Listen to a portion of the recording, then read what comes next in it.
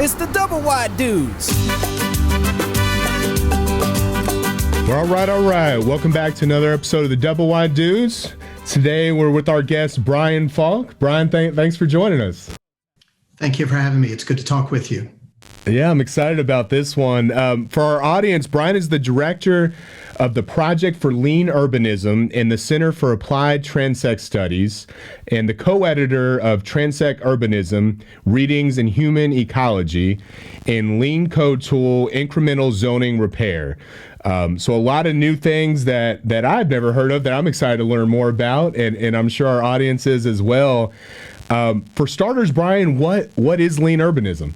Lean Urbanism is a campaign for small-scale economic development and neighborhood revitalization. It's focused on not only small-scale economic development, but also it's focused on the local level, not at the state level or the federal levels. And it's intended to unleash the power of small-scale economic development to strengthen local economies. It allows more people to participate in building their homes, their businesses, and their communities. And this community-driven growth has some important aspects to it, some important benefits. It provides local jobs and it keeps money in the local economy. It provides housing at lower prices. I know that's the focus of our conversation today. Yeah. It builds income and wealth for the neighbors, for the residents. And it also lets those residents determine what kind of community they want to live in. And the Project for Lean Urbanism, it's a nonprofit organization, and it has the mission of making small possible. We raise awareness of the value of small-scale economic development and the burdens that it faces, and we provide free tools and low-cost solutions and technical assistance to level the playing field for these small projects. Well, that's awesome. You know, we might be a little biased. We're a big fan of small businesses, being that we are one, and we continue to work around a bunch of other small businesses. You know, in San Antonio, there's been all sorts of development and growth right where we office out of, but it does look like it's predominantly larger, more funded corporations. Is it a building code thing? Do building codes favor the more well-funded corporations? It's all kinds of things. It's every aspect of the system that governs development. Every aspect of the system favors big projects and disproportionately burdens the smaller projects. One of the things that's crucial to understand at the very beginning is that if we have the same requirements for big and small projects, that they create disproportionate burdens for the smaller ones. Right. We have to understand that. And we have to recognize it first, and then we have to set about changing it. So as I said, if we look at the system, you've got zoning codes, you've got building codes, as you said, you've got permitting processes, you've got fees, financing, all of these privilege the big projects and therefore disproportionately burden the smaller ones. So that has a lot of consequences. It means that small projects are more difficult, they're more expensive, they're more time consuming than they should be. It also means that we get fewer of those small projects and more of the big projects. It also means that only the big corporations with the deep pockets are the ones who can participate. It's also expensive for the big projects. It's also difficult. It's also time consuming for them as well. And so even most of the big projects now require public subsidies, whether it's a public-private partnership, it's free land, tax abatements, what have you, that even the big ones require subsidies now. And Lean Urbanism focuses on the local projects, like I said, but also on the unsubsidized projects. Yeah, I think we're seeing firsthand now just how time-consuming and expensive small projects are. We're in the middle of opening up 3 new show centers across Texas. And it's certainly something we couldn't afford to do 4 years ago. I mean, just engineering alone was way outside of our budget. And so I can imagine when you're doing subdivisions or office parks, anything like that is even more expensive than a mobile home show center.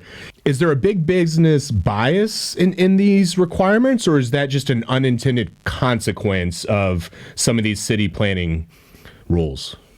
It's a combination, actually. So there is some regulatory capture, to use a specific technical term, that the larger companies that are able to lobby, that have the money and the access to lobby, sometimes do change regulations to favor bigger projects, to reduce competition for themselves.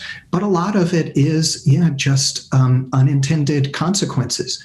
Gotcha. We make rules, and a lot of small rules, and they just add up over time, and it's death by 1,000 cuts, or right.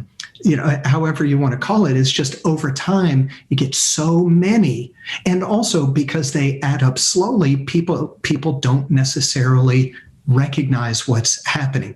The other analogy is the boiling a frog. You just turn the water up bit by bit, and eventually it's too late. And that's what has happened to us. We've gotten to a point where it's almost impossible. It's so much more difficult for the small projects. And we also have to remember that the small projects are what built this country. Over the 17th, 18th, 19th centuries, 1700s, 1800s, when we were expanding across the country, it was mostly individuals, small groups, small projects, building small towns. That's how our country was built. We've gotten to a point now where they've been pushed out. Yeah. In some of these city planning meetings we've been going to for these new dealerships, it seems like on their end, just anecdotally, they know it's a death by 1,000 cuts. And we've heard sorry a number of times, and just kind of is what it is for a parking lot or for this, that, and the other. One thing we're seeing in San Antonio, and I know a lot of other larger areas across the country are seeing, is this growing urban sprawl where, people need to live close enough to work. But now with the price of housing, it's almost this drive till you qualify kind of thing going on right now. How does lean urbanism affect sprawl and specifically affordable living in a community? I think the easiest way to look at that is that lean urbanism prioritizes places that are already close to jobs and services and that already have infrastructure. These are the places that were built when these towns and cities were founded. And very often they've come in since then, and they've written a new zoning code sometime from the 60s through the 80s or 90s. They created a whole new zoning code, and it actually made redevelopment of those early properties impossible, sometimes actually illegal. And at the very least, they've made it more difficult and more expensive. And so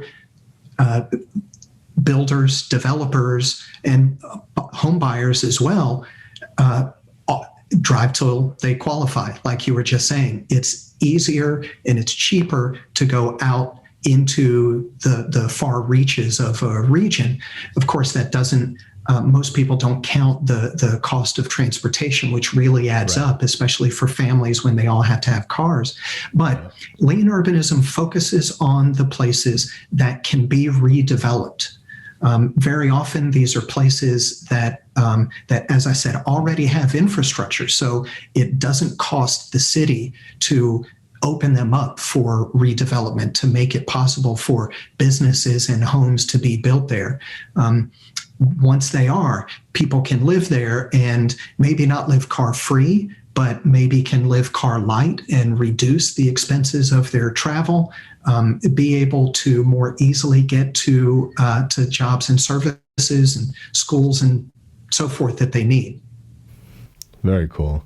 In San Antonio, where we office out of now, I think the RAM building we're in is almost 150 years old. It certainly didn't look like this when I was growing up. Actually, this entire area didn't look like this when I was growing up.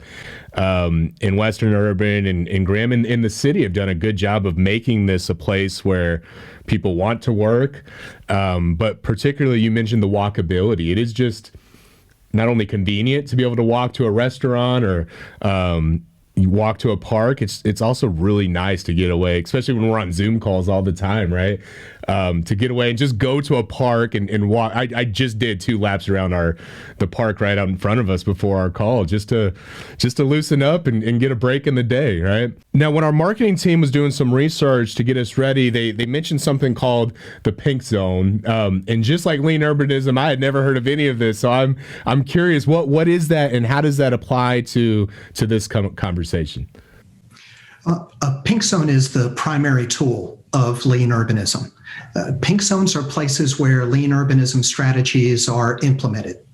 Okay. They're areas where red tape is lightened and where barriers to entry are lowered. They're places where it's easier, it's faster, it's cheaper to create small businesses and develop small properties, build homes. Again, I know that's the focus of our conversation. They're typically small, carefully defined locations with mixes of homes and businesses. And that small size is easier for a city to administer, to create a pink zone. It's easier to concentrate resources and to energize businesses and residences and get them involved in the redevelopment of an area. Pink zones have 3 phases. The first is an assessment. The purpose is to identify the obstacles to small-scale entrepreneurship and development. Also to identify the assets that can be used, usually in an area that needs redevelopment. There are a lot of underutilized assets. And also that assessment identifies a location for a pink zone. Then the second is a workshop. That's where the relevant parties come to the table and they agree on strategies to employ to address those obstacles that were identified, to utilize the assets, to come up with new protocols that allow small-scale development. And then the third phase is implementation, and that's where those strategies, those solutions are put into effect. They apply them to projects, whether it's businesses opening or places being renovated or built new. And of course, to evaluate them and see what works and what doesn't. And the idea is that not only do you spur redevelopment in an area and spur economic development, but also that you learn strategies that work and can be applied either in new pink zones or maybe even citywide. Very cool. Yeah, affordable housing is really near and dear to our heart. This affordable office space and just an affordable city also ties into that, right? As a business, if you can pay less for an office space because it costs less to develop, well, then that means we can pay more or hire more, which in turn allows people to become homeowners. So it really all ties together, right? It sounds like this is all about creating more inventory of all sorts of things, office space, residential, whatever it is. To solve some of these problems we have universally as a country, we need to build more stuff and kind of help ourselves get out of our own way, right? Now, when you mention these pink zones and, knocking back some of the regulation, we're not necessarily talking about, building things that aren't safe. We're 100% not talking about that. We're talking about building it maybe a little bit smarter and keeping it safe, right? So what are some of the workarounds in this lean urbanism that allow for that? Thank you for pointing that out. We never recommend anything that jeopardizes health and welfare. Right. Everything is, what we're looking for is just alternative means of meeting these requirements. That's really all we're talking about. Things that are easier to do and less expensive and take less time to do to meet these health and safety requirements. So you were asking about workarounds, and the workarounds are really just ways to get things done to meet these regulatory requirements. So they could be strategies, they could be sharing existing knowledge. An example of strategies for a workaround is how to fix your zoning code to allow small projects without completely having to rewrite it, without needing a complete overhaul. So you mentioned the Lean Code tool when you were introducing me, and that's what that tool is for. So rather than have the planning department completely overhaul and rewrite their zoning code, which is, a years-long process, really intense, really time-consuming and onerous, really difficult, and also difficult to do politically. This Lean Code tool suggests issues that are common in zoning codes that make it difficult to build small projects. And it suggests strategies for targeted repairs of those parts of the zoning codes rather than having to overhaul it. I also mentioned knowledge, a type of workaround. Knowledge might be more related to building codes, how to satisfy FHA requirements for handicap access, for example, without including an elevator. Elevators are incredibly expensive, especially for small projects, and sometimes that cost can be the difference between whether a project is feasible or not. Right. In addition to workarounds, we also talk a lot about thresholds. And a threshold is something you want to stay under, something you want to stay below. A strategy, for example, might be to make buildings up to a certain size exempt from some requirements and fees. An example of knowledge might be to let builders and developers in the area know that up to 4 units can be financed with a residential mortgage. You don't have to go and get a commercial loan to do that. Residential mortgages can even cover small mixed-use buildings, for example, with a certain amount of commercial use down below them. Another example of that knowledge for a threshold might be to stay under a certain number of stories, and you don't need to have an elevator installed. For fire access, for example, keep all units no more than X number of feet from a fire exit, and you don't have to build a second staircase.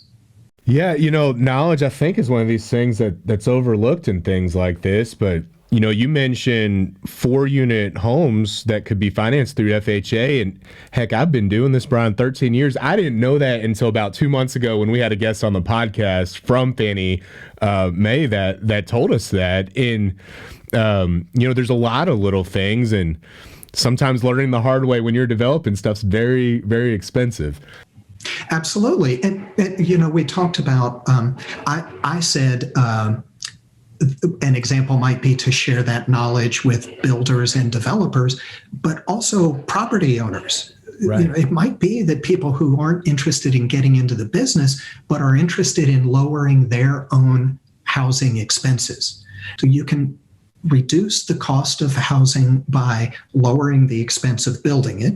And, we can't affect materials price, and we can't affect labor price, but hopefully we can reduce the cost and difficulty of regulations and bureaucratic procedures, make that easier, less expensive, and faster so that these small projects are possible. And that's one way of reducing the cost.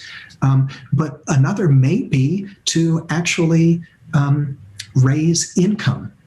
And that might be by owner occupancy of one of these multi-unit buildings, whether it's a duplex or whether it's a single-family home with an accessory dwelling unit behind it, whether it's a triplex or a fourplex or one of these small mixed-use buildings that I talk about where you live above and either have your own office or someone else's down below.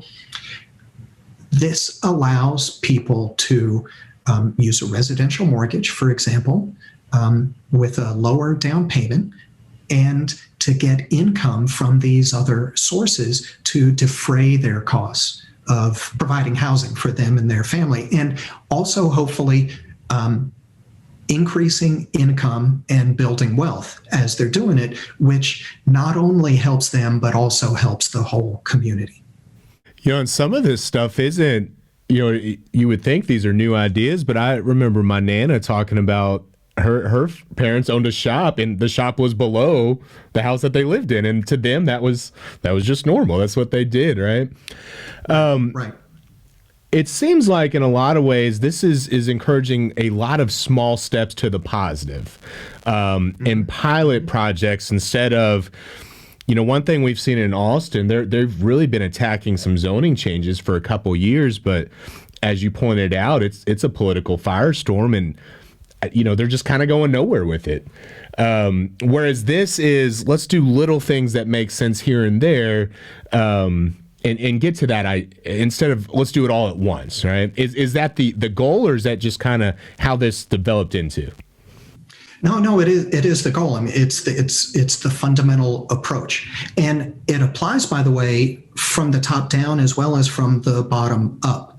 Yeah. What I mean is that we're talking about small things, incremental changes that municipalities can make to their approvals processes, to the way they administer their zoning and building codes, but also to the codes themselves, to make these small projects easier. But we're also talking about what can be done from the bottom up. So an example is house hacking. So like I was just describing to you, someone who owns a home or maybe a duplex or something and wants to live in it and help pay the mortgage by renting out a room or another unit in a multi-unit place. This is bottom-up efforts. We're enabling things to be done from the bottom up. And one of the tools that we have is a house hacking catalog to help people understand what types of buildings work well with that, and what types of rental situations work well, for example. But we're also talking about property owners, these small steps that you talked about. Very often in these neighborhoods that need redevelopment, you have a lot of empty properties, whether they are vacant land or abandoned houses or commercial spaces. Mm-hmm. Very often the property owners have made a pretty rational decision to just leave it be and wait for the market to improve in that area because the market doesn't currently justify the investment to renovate it or to build something new. The problem is that rational decision is binary.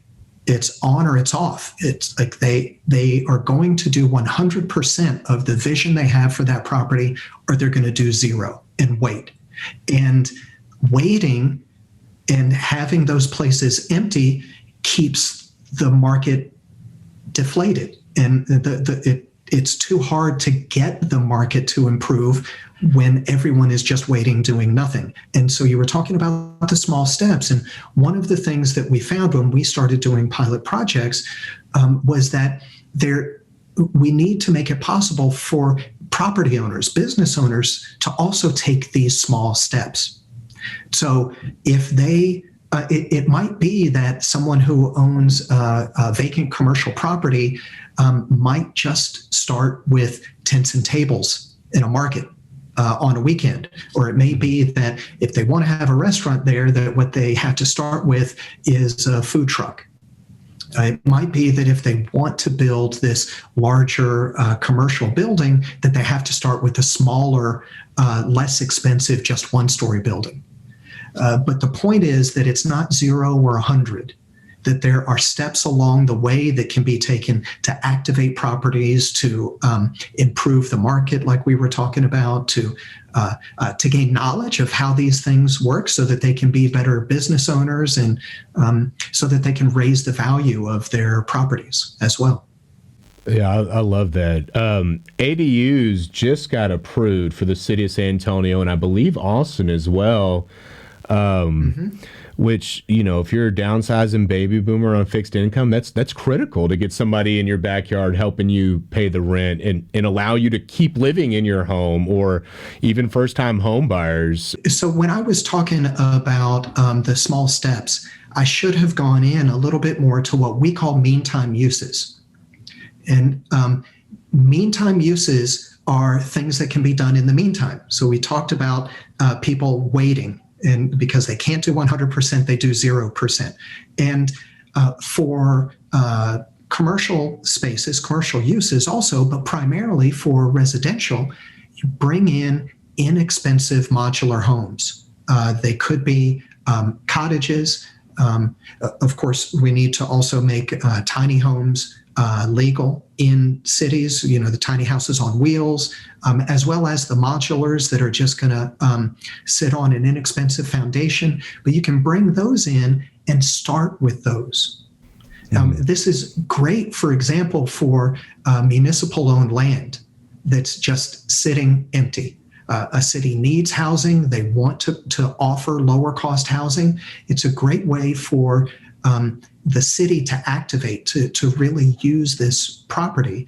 You bring in inexpensive modular homes. You arrange them in a way that is attractive for the non-residents as well as the residents, and you offer less expensive rents to people because the cost of the land is so much less, perhaps even free. And because the cost of the building is so much less. And because they're modular, they can be moved. Right. The city comes up with a new use. Some developer says, okay, now I'm ready because this area was this property was activated and it was made more attractive. Developer comes in and says, I'd like to offer you a worthwhile price for this property. Those places can be moved. These small steps for property owners, and we'll have to get your house hacking book. I'm just super interested to see what else you got in there. Specifically to affordable housing, the availability of that, how does one lead to the other? How does lean urbanism lead up to more affordable housing in a community? Primarily, it's reducing the cost of housing. And one way is that it enables people to develop properties for themselves. That if they're going to live there, then they don't need to make a profit off of themselves. So that's one way of reducing part of the cost. We've also talked about making smaller projects possible. First of all, just possible. But second, by reducing the costs that come with these regulatory and bureaucratic obstacles. And so, if you can level the playing field for the smaller projects, then those require less money and less time and also less expertise. And so people can do this themselves. That's part of it. But even for the professionals working at a small scale, it's going to require less of them, and they can hopefully pass on that savings to others as well. Another is that it makes more properties feasible for development. We talked about these older areas that need redevelopment. Very often properties are empty, buildings are abandoned because they can't be rebuilt. It's actually literally illegal. The zoning code does not allow these places to be rebuilt because they're non-conforming lots. And so just opening up new possibilities, it adds to the supply as well, and therefore reduces the cost. Yeah, I'd say supply is if there was one unifying factor across all the conversations we've had in the last year or two, it all comes back to we need more supply of everything in our communities. But that's not a panacea, by the way. Adding more housing is not going to solve all of the affordability problems, but it's critical. We can't do it without that. Yeah. Yeah, and it sounds we'll have to figure out how to get this house hacking out to our audience as well, because that's a big part of it too. You can afford more if you're able to generate income and have a place for yourself to stay, which seems to be a big part of this. Absolutely, yes. It sounds like the key to a lot of this is, having the experts do what experts do, but also bringing in non-experts and equipping them to make a difference. Why are these small time developers or non-experts so critical to this lean urbanism? Well, it's a really big hole in the market. We used to have a market that included them, and now we don't. That's the big problem. We've created this system where so much expertise is required. I mean, even the experts have to hire experts to navigate this difficult system. So we need to make it possible for the non-experts to participate. They've been shut out. And lean urbanism is a way to make it possible for them to do that. You get more hands involved, and you're going to have more success. I was just cracking up when you said that. Our engineers are super smart working on these projects with us. And in they had to hire a contractor to do a traffic study. And I've been around that area for a decade. There is no traffic. I don't know why we need to hire people to tell us that, but there is no traffic. But it's one of those things we had to do, and it certainly ran the cost up a little bit. And that's not only a matter of expertise, but it's also a matter of cost, as you just said, and time. Yeah, no, 100%. You're carrying a note. You're carrying a loan. You're paying interest on that loan while you're waiting for an expert to come in and tell you something that you don't need an expert to know. Exactly. Yeah. Sometimes you do need experts when it gets to, for example, the permitting processes, how to navigate this. It's like a maze for some, and even the more experienced, deeper pocketed companies and projects have to hire the experts to navigate through this system.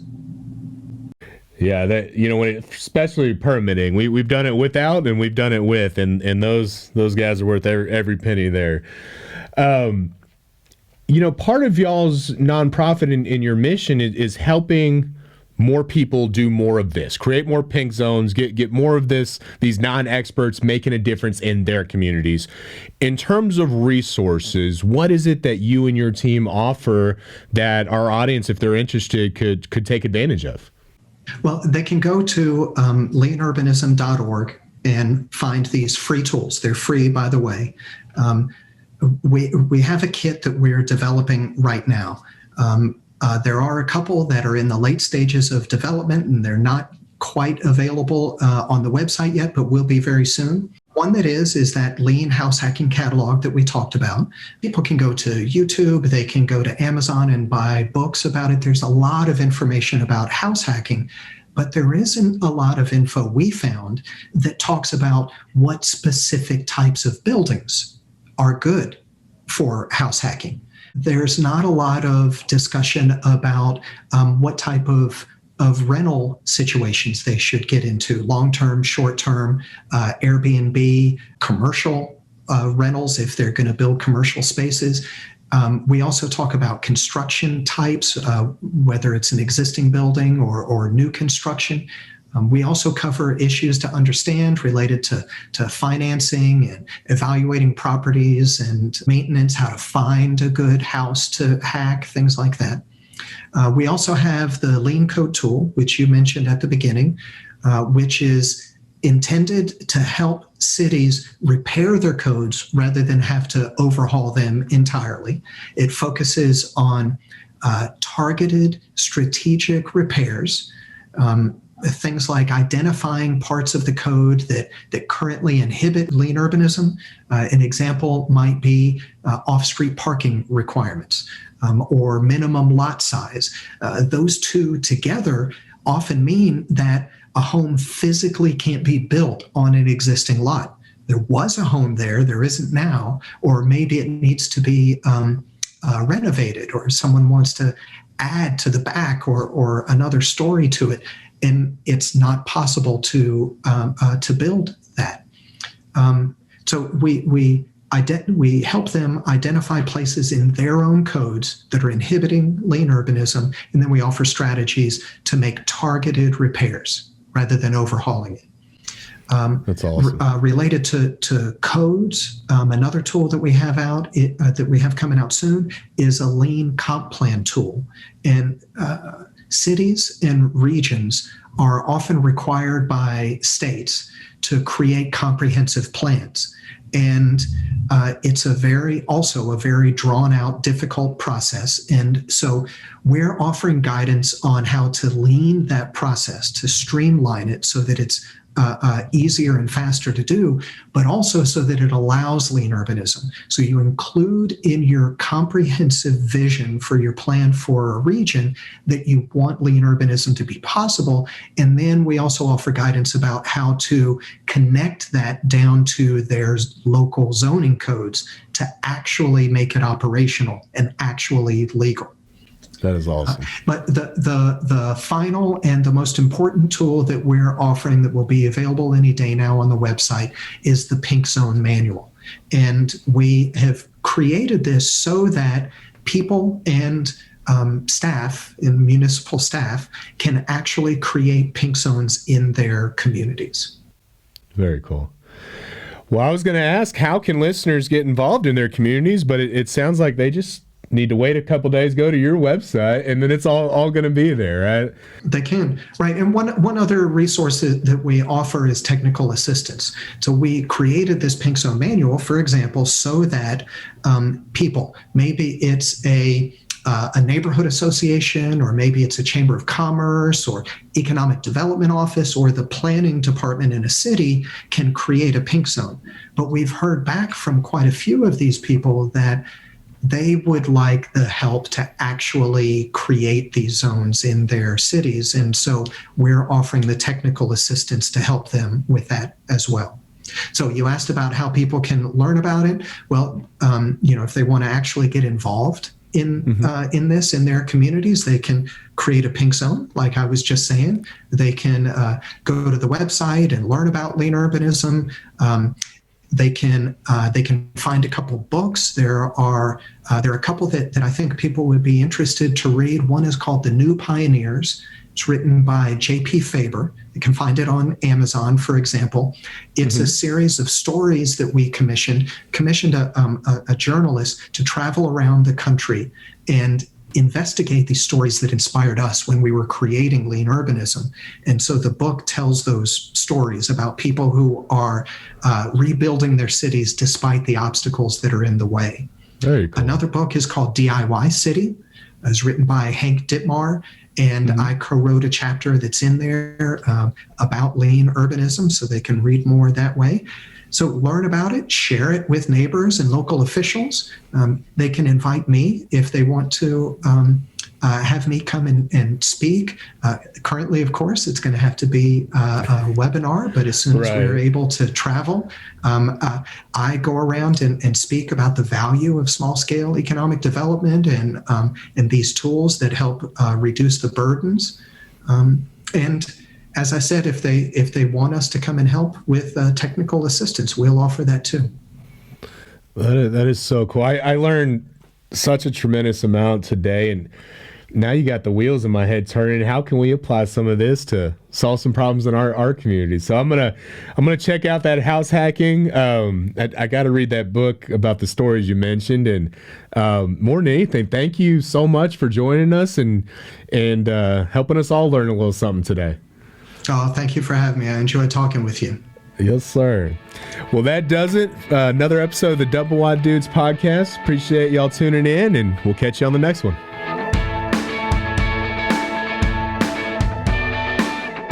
Safest, easiest, lowest priced. Find a better way home with Braustin, the nation's first virtual home dealership. Call us or visit us online at findmymobilehome.com.